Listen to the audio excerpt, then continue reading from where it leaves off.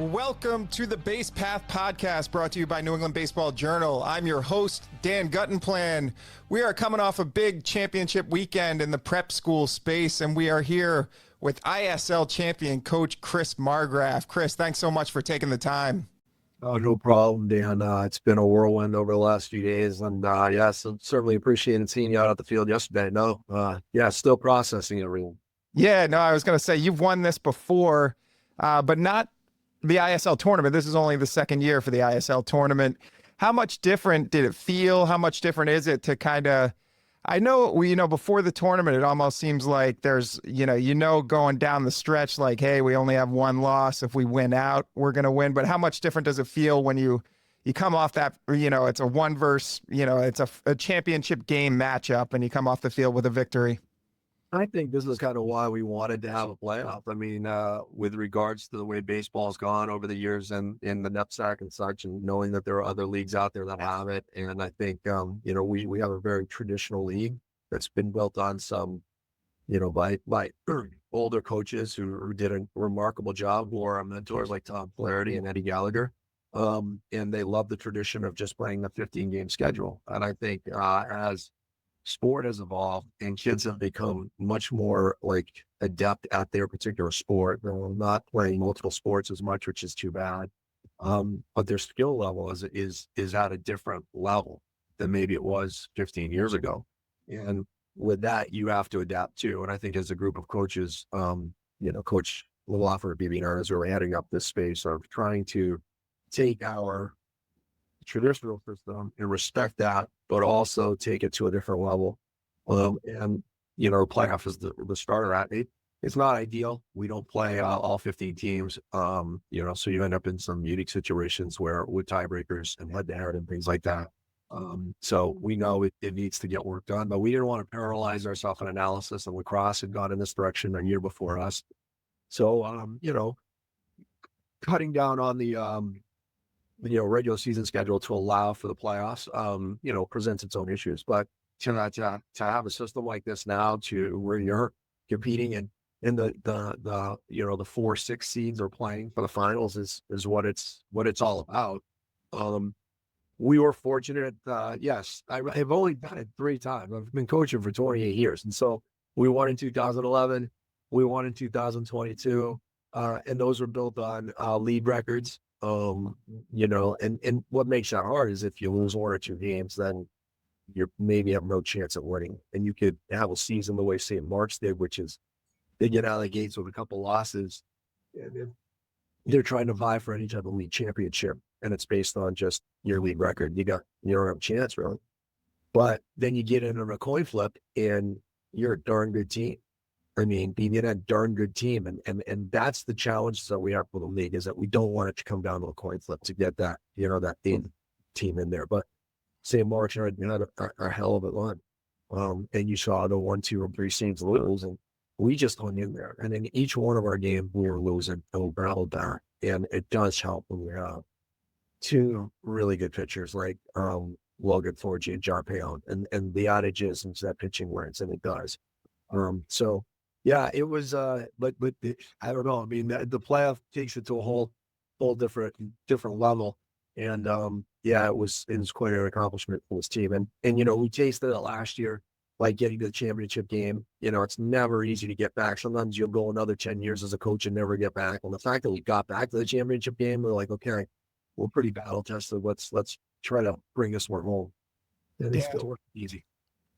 I remember last year, and we talked Saturday night, then we talked on the field Sunday, but you had said, I just knew that John Payon pitched last year for you in the opening round, and then he came back and pitched a complete game in the championship game against St. Sebastian. So I expected, when we spoke on Saturday night, that you'd say, yeah, he's our starter tomorrow, and he's going to be the guy on the mound.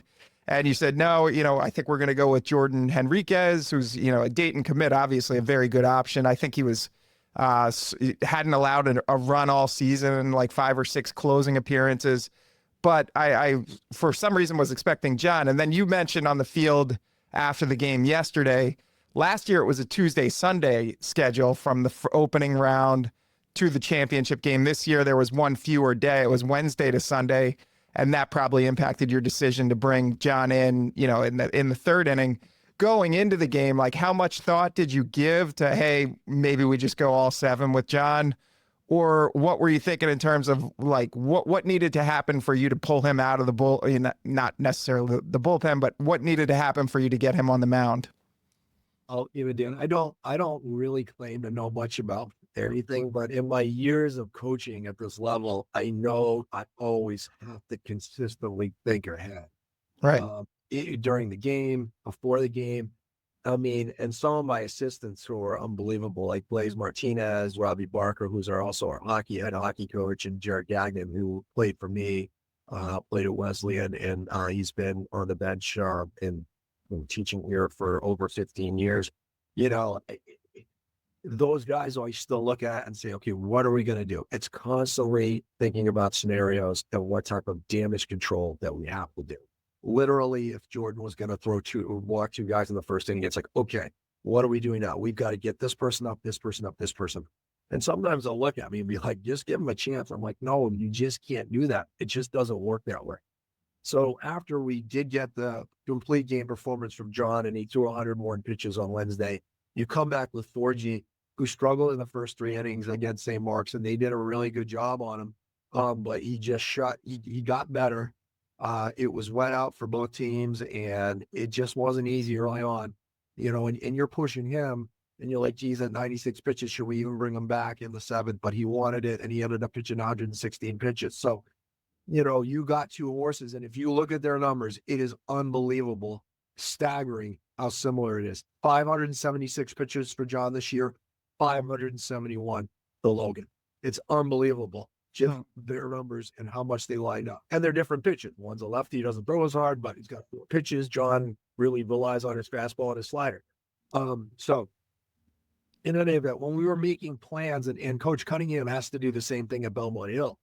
So I was talking to him right before the game. He's great. It was like our biggest concern was this whole DH rule and what you have to do there. Because if you put Jordan Enriquez, who is a positional player, you usually want to mark him down as a pitcher DH. And the reason why you want to do that is because if he comes out of the game as a pitcher, he can still stay in as the DH. So we always want to confirm that before. But we had a unique scenario where one of our top hitters last year, Davin Allard, was he going to actually get in the lineup? Because if Jordan pitches, you got to move our second baseman, Will Broderick, to shortstop, and we got to bring Dan Nudie in, who traditionally was playing third, but has been doing a better job for us at second base. And then it's a question of, who do you DH for? And in this case, we wanted Davin to be able to get in the lineup, so we didn't mark Jordan down as a pitcher DH. And it meant we were going to have to DH for our second baseman, Dan Nudie, and that presents issues.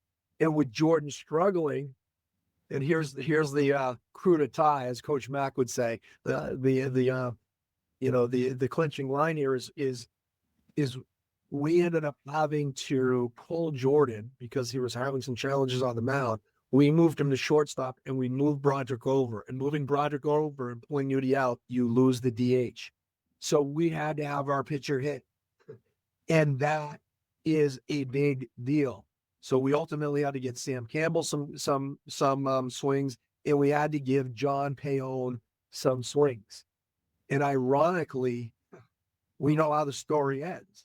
All right. We a 2-0 homer that was spinner, and I'm sorry, I'm going to give it to the kid because I know it was fair, and was taken off the board. I understand umpire's job isn't easy. Was taken off the board. That was huge, right? Because that would have given us the 6-2 lead that we needed. And it's a big hit for a senior who earlier cleared the bases with a double. And then we don't hit too many home runs as it is, and that was an absolute bomb. Yeah. And in any event, John comes up, so we have to reset. And Laz walks, and we have Jordan on second, and we steal third. And I was watching the film, their third baseman, great player, comes over to cover the bag. The ball goes, into left field, ground ball between third and short. And we have Jordan moving, and we score him to get that 5th run, which was so crucial to make it 5-2, because we give up another run later. And Belmont Hill is so good. There's no easy out, no matter what. So anyways, long story short here, the word I was looking for was the punchline. Punchline being that you end up in scenarios with the DH where if you lose the DH, your pitcher's got to hit. And we haven't had that scenario all this year. And to Dave's credit, Coach Cunningham's credit, at the beginning of the game, we went through all of our scenarios, and he had some scenarios that he had to deal with too. So I kind of have that all worked out. But those were the things that we were thinking about the night before, let alone, okay, how many innings can John go? We knew he couldn't go more than 5. And so somehow, some way, despite the fact that Jordan walked the guys that he walked, we lucked out with 2 double plays in the first and the second inning. And those came on, a line drive to center field where we doubled off the guy who was running from second, and another nice catch by Jordan at shortstop on a line drive, and we doubled the guy off. And that's when we brought Sam Campbell in to be the bridge guy in the second inning, which we needed that. I mean, it's not easy. I think we had 1 out. We bring him in and he gets the double play.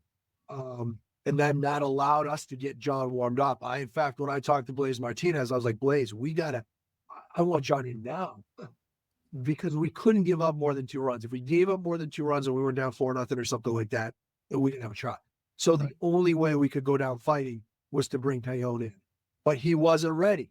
So this is where the unsung hero would be the senior Sammy Campbell, who became that bridge and got us through that inning with no runs scored. And then we were able to bring John on.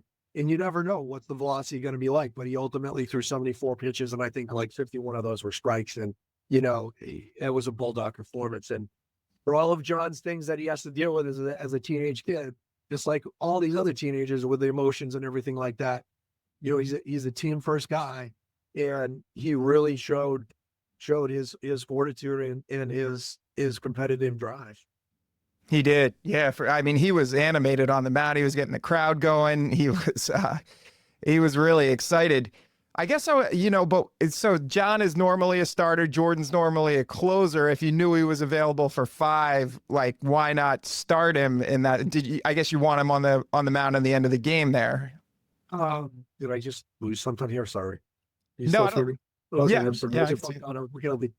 No, so yeah, and that was my question to Blaze. I was like, why are we going to start him? Because of what it takes to get through a warm up and to deal with all of that stuff.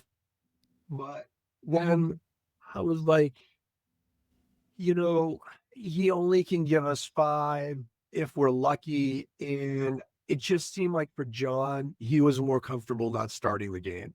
So okay. From a standpoint, not because he wouldn't have done it.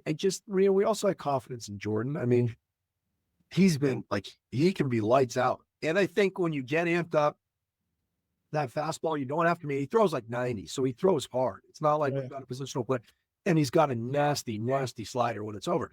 And when you saw his games out in Florida, or the games where he had a lot of success pitching that 1 inning for us to close it out, he was lights out. Against there, he had some challenges and he walked some guys. He was all amped up. He had hit a home run and he came in. But it's really hard for a positional guy to do that, particularly a shortstop. And so we gave it a shot. And we just thought that would be the best case. I mean, we wanted to limit John on pitching, and we figured if Jordan could get through 3 innings, then we could wait on John. Whereas we didn't really want to get into a scenario where John started and only pitched 2 or 3 innings because his arm was sore. And then we would have to go with plan B. So ultimately it worked out, but it's certainly not easy. And it's not rocket science. And I know we're not bringing change in the world here with regards to, dealing with a pandemic or dealing with tariffs or things like that. But, when you get into the nuances of how we prepare for it, it's, you got to think about it, man. For sure. Yeah, no. I'm always fascinated by coaches' arguments with umpires. And like you said, there was that call. Laz hit that shot down the line. And you've said a number of times this year, you guys struggle to score runs. It's such a big game, and they take that 2-run home run off the board. You had another discussion, I guess, with the first base umpire later in the game. I think a guy got pulled. I think the first baseman got pulled off first base, or you were asking if the first baseman got pulled off. That seemed a little bit more respectful. What was that conversation like, at the home plate umpire after that shot down the line? Like, are you asking him, can you get some help from the first base umpire? Like, what is that discussion like? I think it's the job of these umpires is really, really hard. And they go from doing these college games to doing our games. Sometimes I'm sure signers don't even let them know, is this a championship game or not? They just show up. And I mean, I have tremendous respect for Albie, who does the bases. He's been around the league for a long, long time, and he's really, really good. He's a straight shooter. He brings some humor to it, and he brings a good attitude. And Jay was great too, is calling his balls and strikes. My frustration is in a game of that magnitude, I very rarely will argue. It's just not worth it anymore, particularly in balls and strikes. But in a game of that magnitude, to not look for help because you think you had the perfect line on it was probably my issue. And it was like, you just can't take that away from a kid, no matter what. That's something he'll live with for the rest of his life. I mean, this is a big game. You know, Augie Garrido would say for Texas as his life. It was a big, big deal, and the thing is, we put our mound, thanks to St. Mark's, because they put their mound behind our right field foul pole. So I knew exactly where the mound was. So I saw exactly where the ball landed, and I'm like, there's no way that ball was foul. So I always believe that you heat on the side of the kid in a situation like that, because it's such a big deal, and very rarely do any of these kids hit home runs now with the way the bats are. So I think I was more upset at the fact that he wouldn't let me appeal it. And then knowing the emotion there and the way it was, we got that 0-2 count to their number 3 hitter in the seventh. And there was a borderline call third strike that he could have rung him up on. And those are the ones where it's like, Jake, how frustrating it was on that call that you made.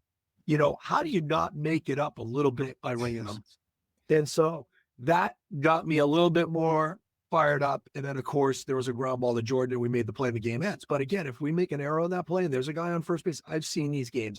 That's one thing I offer, is some wisdom. I'm a little bit of a hypocrite because I'm this big awareness, mindfulness guy who's like, let's be here now and not be reactive. And all I was doing was being reactive. But if that goes through Jordan's legs, I've seen Belmont come back all the time. A 5-3 lead is never safe, and that they come back or guy hits a 2-run over, something can happen. Yeah. And if something like that were to happen, and it's 5-5 and you go to extra innings and that home run's taken off the board, it's just like, oh my God. So that's why when we did win the game and the kids ran out on the field, I had to say, Jack, I was just, that call will sit with me for a long time, only from the standpoint that we took it away from a kid in a really big situation. We won the game, which is great. But, I understand Jay's like, go celebrate with the team. I go, yeah, well, I'll go celebrate with the team in a second. But, when I went to talk to Albie, I was, the first baseman we thought had come off the bat. And I think he was saying, well, you're appealing this one, but you didn't appeal the home run in a nice way. And I said, well, I was trying to, but I think Jay thought he had a real good look at it. And he didn't think, that was appropriate to appeal. And I was like, okay. So, because I think Albie, I don't know what he would have said on it, but I think maybe he saw it differently. I don't know. So anyways, but it's neither here nor there. We moved on, and we were fortunate to come away with the win. Yeah, I talked to Laz after the game. He said the first base umpire mentioned to him he thought it was fair. So I think they did see that one differently. But Laz has a great story, because I think he was kind of fully committed to hockey this winter, wasn't he? Wasn't he out in British Columbia playing and maybe thought his baseball career was over? So, I think that for Laz, it's always when you're on the NHL Central Scouting high up there and you're coming from Reading and you'd played a Landmark, his junior, I forget what junior, let him play for the River Rats. So he came in as a very, very, very accomplished, hockey player. I think, like anybody who comes in here, because hockey's off the charts at the next level, you end up realizing there's a lot of other kids that are very good too. And it was a really hard decision because Laz repeated his junior year last year, had a great, good season for hockey, and had a great season for us baseball-wise. No pressure on himself, right? He just was out there competing. He threw really well. He hit really well. Same thing this year. But there was a little added element of, oh, wow, I might take baseball to another level.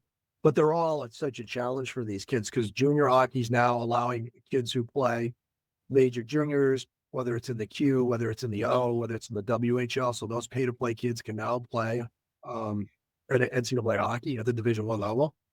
And so you don't really control your narrative as much. You have to kind of navigate junior hockey. So that's where Laz started out, the BCHL in West Kelowna in this fall. And I think he started to realize, even though the team he was very competitive and he was playing a lot, I think, taking online classes and not being around his high school buddies, I think that took a little bit of a toll. And these guys have advisors, so as hockey advisors, and I don't think that there's any problem when you go back through your winter term and playing hockey at Lawrence Academy or baseball and doing it. And so I think that was a better option for him. And it worked. We've seen that at other schools where kids have gone to play juniors and then come back their senior year and do it. So it worked out. But it took a lot. It took a lot of work with his mother, Tara, who was great, and Mark to facilitate that, and our academic office at Lawrence Academy working their tail off to make all of that work. So I think it was a win-win for everyone. And for Laz, he'll end up with a degree from Lawrence Academy.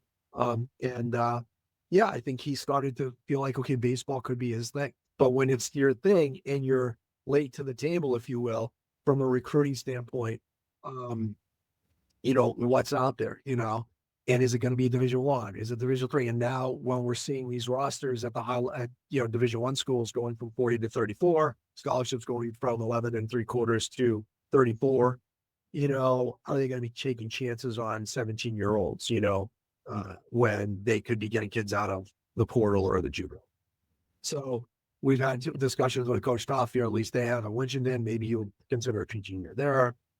Conversations with a good friend of mine, Ray, who Kevin, he works, he's been Kevin Graber's assistant over at Andover. We grew up together, and he was at the game the other day, and he knows, Travis over at Crowder College in Missouri. So maybe that would be a good option where you can get general credits there and you're going to play baseball 24/7. The cost of attending a school like that is $12,000 to $13,000. If you get a scholarship, it's full.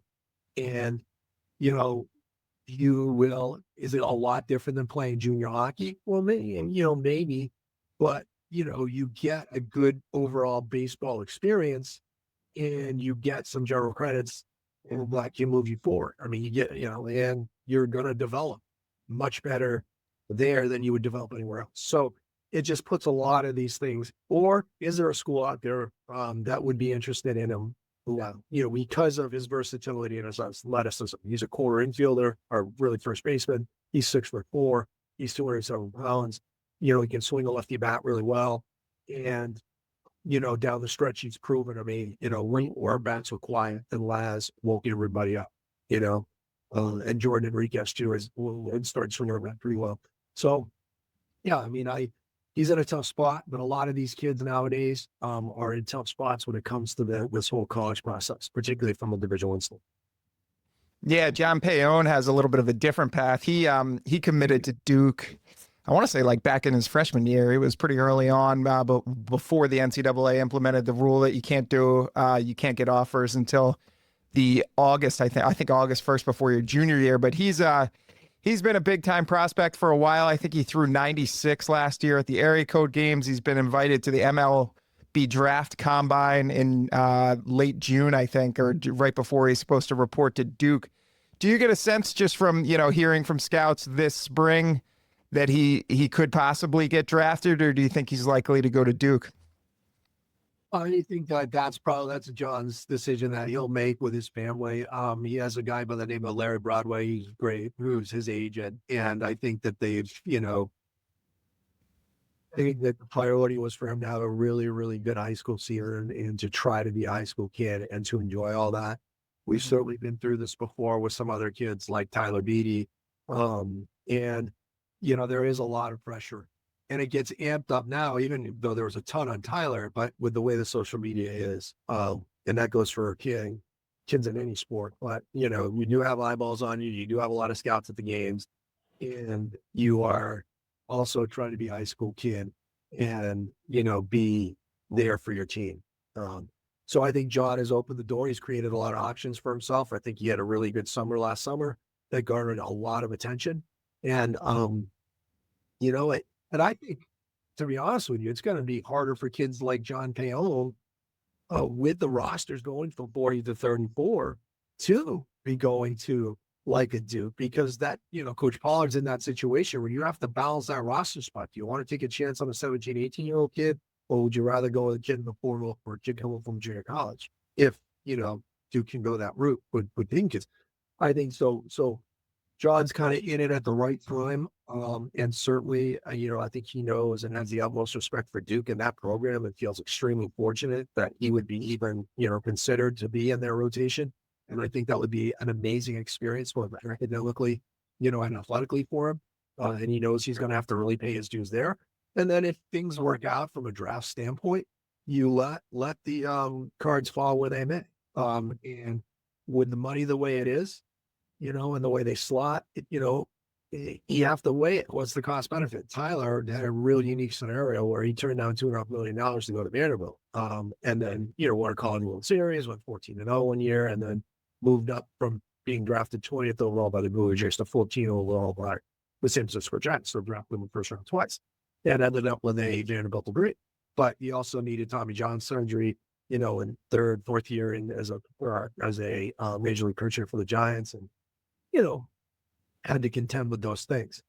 I think nowadays it's really hard to turn down real big money, and we're talking about $500,000, which is worth a lot of money. But I think when you're trying to think of weighing what is a Duke education, but is there a tipping point where, if you sign for $1.5 million, do you take that?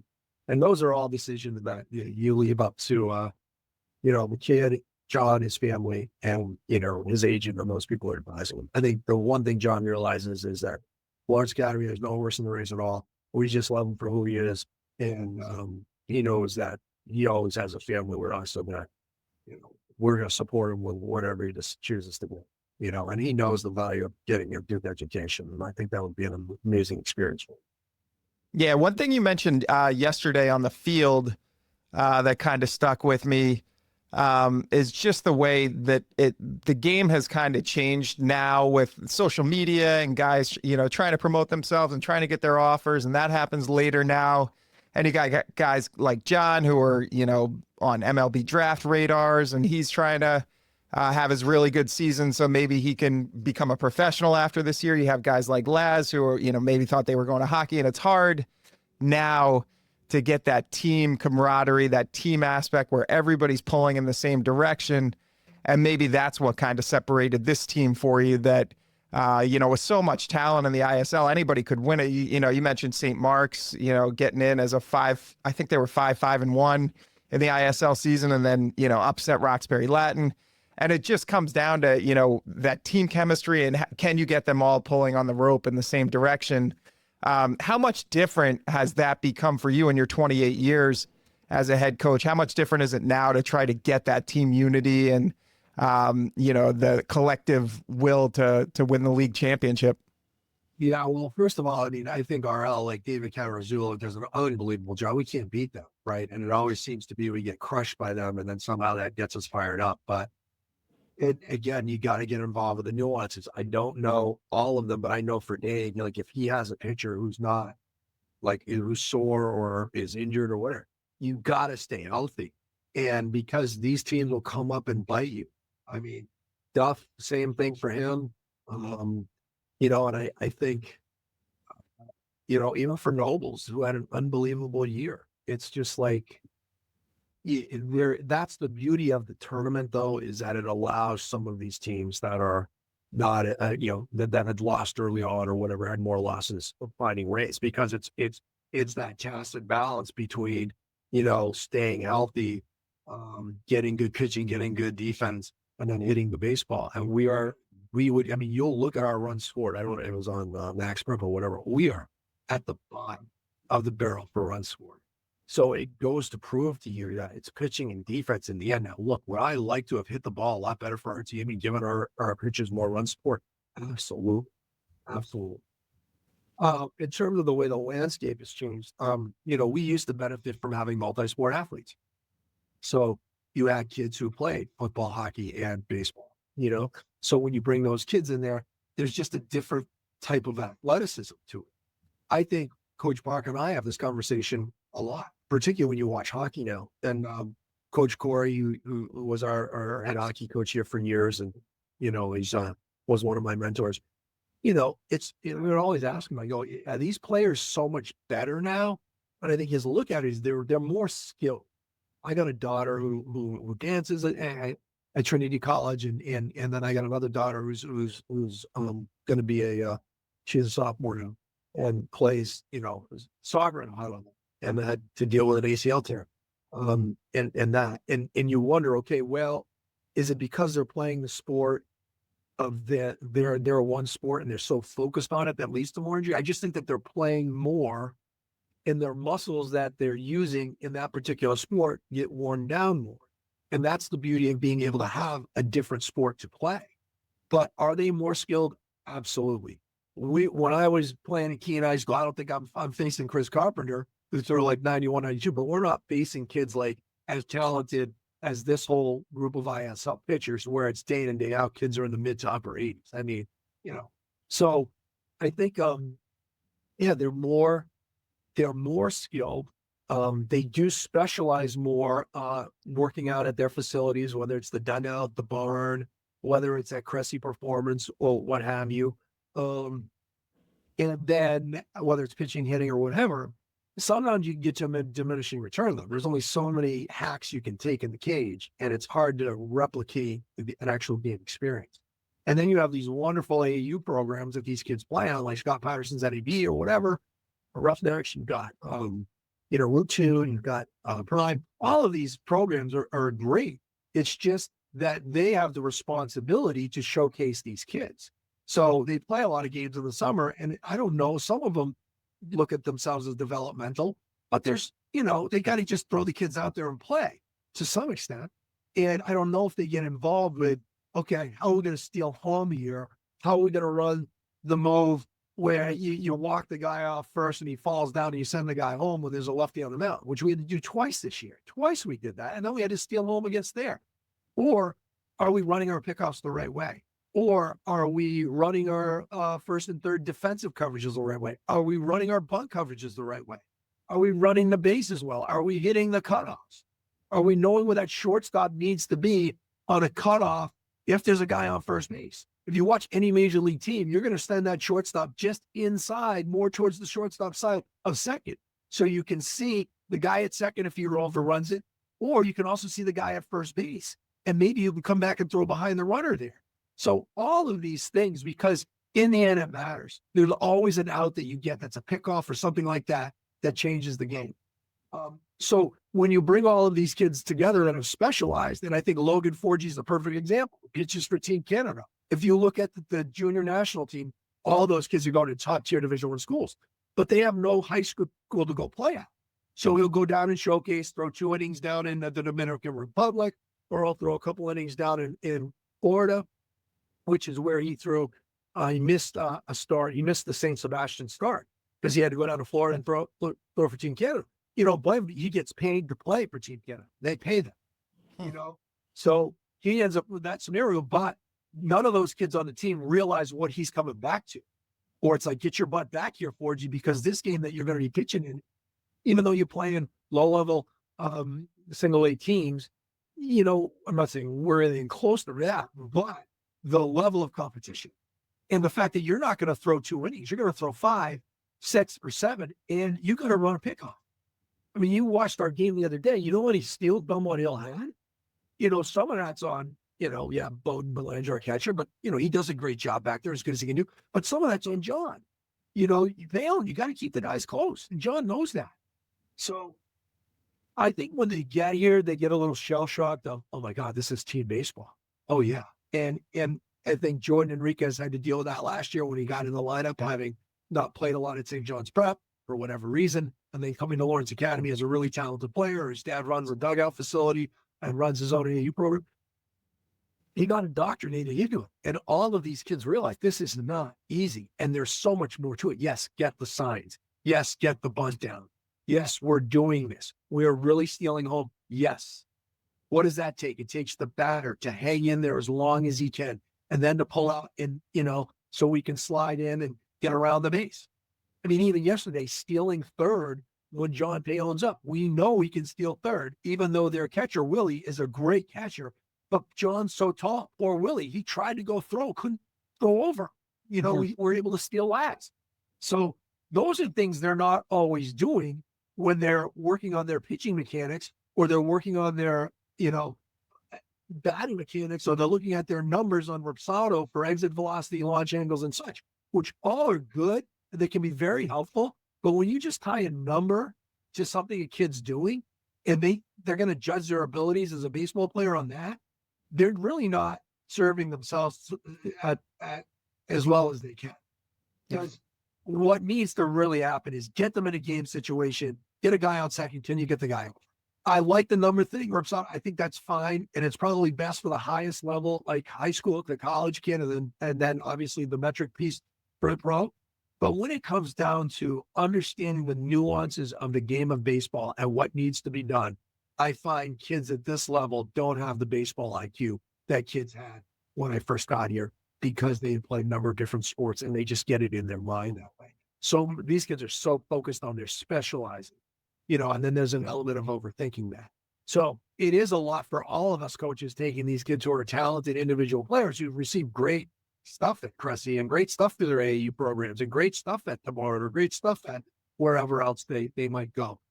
But trying to bring them together as a team, getting them to believe in each other and getting them to do and play the system you want, that's the beauty of it. That's the secret sauce. And when that does happen and it works, it's just an amazing thing. Netting Professionals is proud to be the official netting partner of the Cape Cod League and the New England Collegiate Baseball League. Netting Professionals is in the sports business of improving athletic programs one facility at a time. Netting Professionals designs, fabricates, and installs custom netting, wall padding, windscreen, batting practice equipment, and much more for high schools, colleges, commercial facilities, and stadiums throughout the United States, while providing high-quality products and great service to numerous baseball programs throughout the New England area. To learn more and to speak to a Netting Professionals representative today, visit them at nettingpros.com. Remember, when it comes to netting, it's Netting Professionals.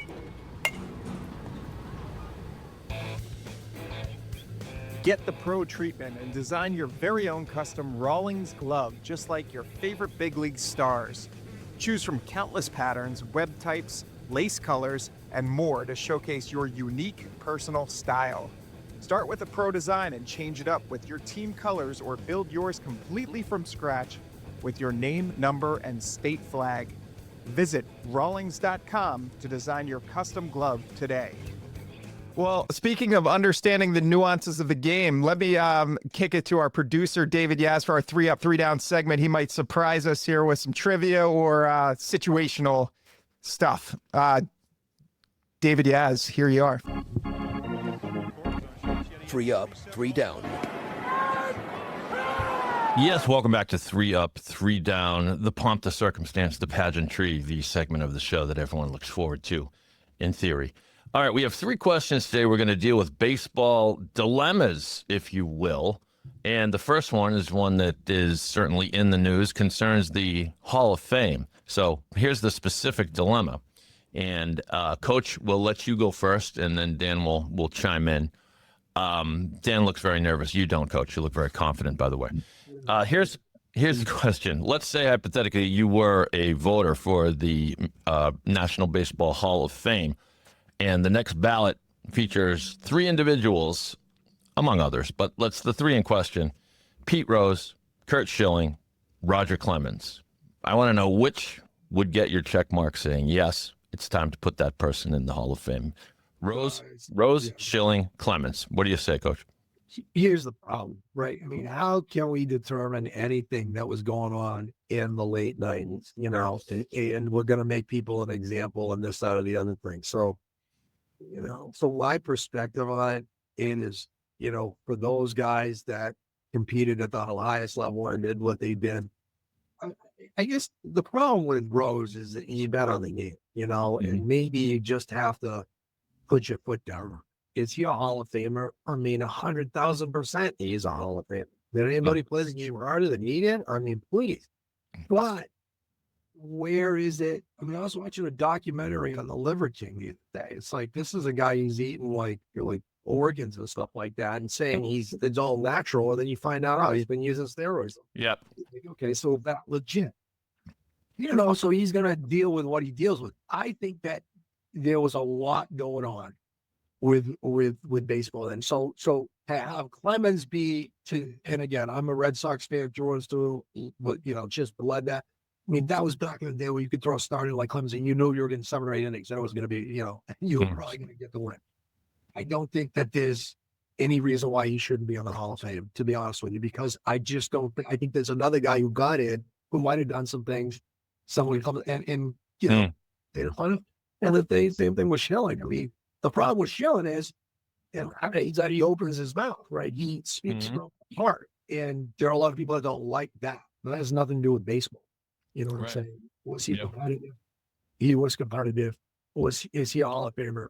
And Australia, the people, the press, you can't. I mean, they do a great job too. There's a lot of things that those people have to do and work really hard. But I would say, Rose would probably be a no because he bet on baseball, even though I'd love for him to be in there. And I would say Schilling Rebels. I caught the Liver King documentary as well.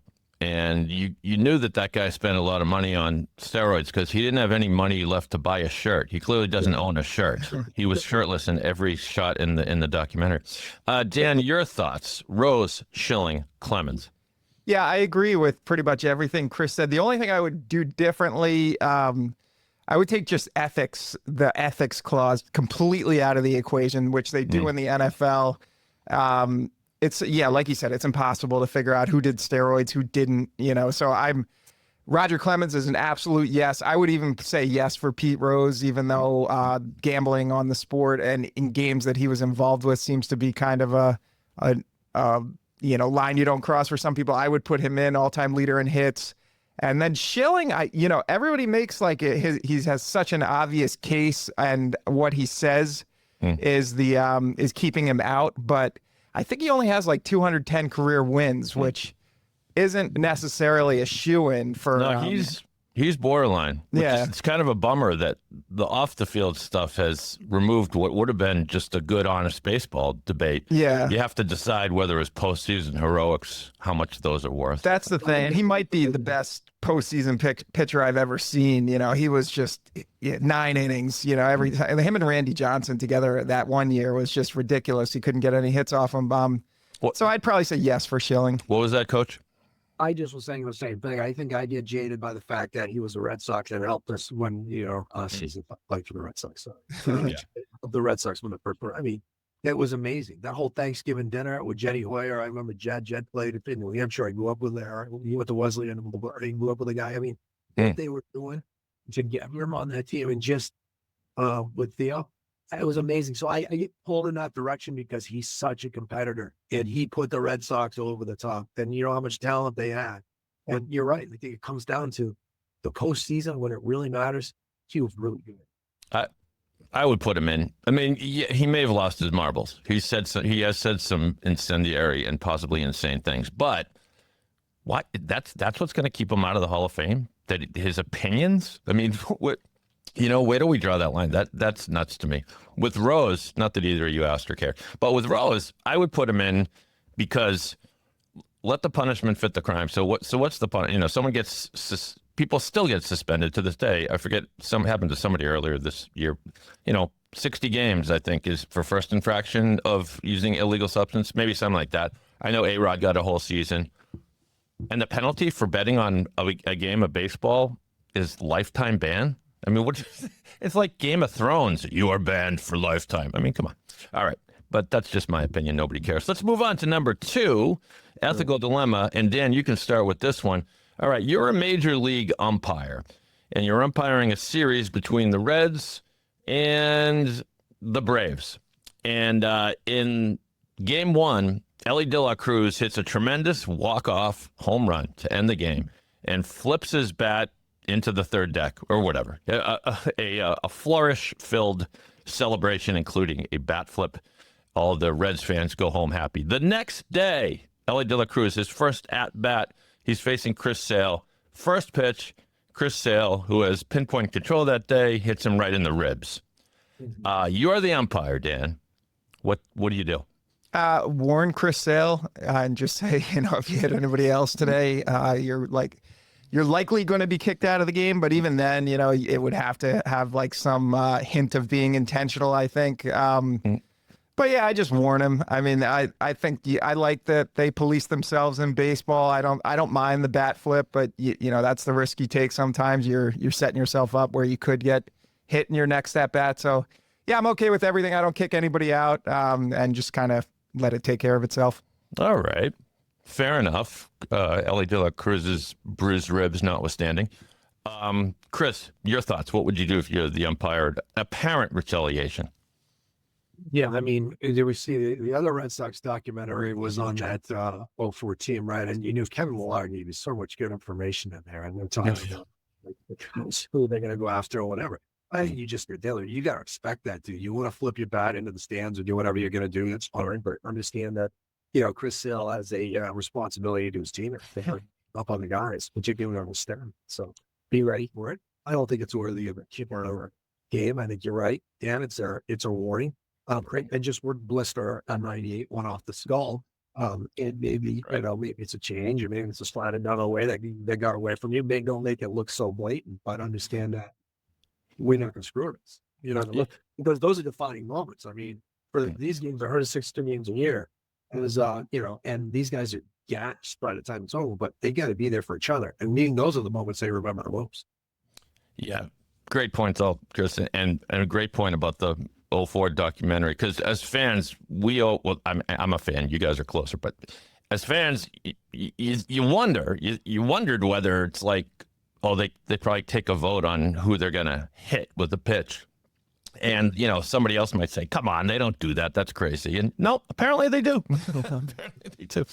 All right, final question, and Chris, will start with you on this one. Another perhaps ethical dilemma here. Let's say Red Sox pitcher Garrett Crochet is working on a no-hitter against the Yankees into the 9th inning. Red Sox have a 3-0 lead in this game.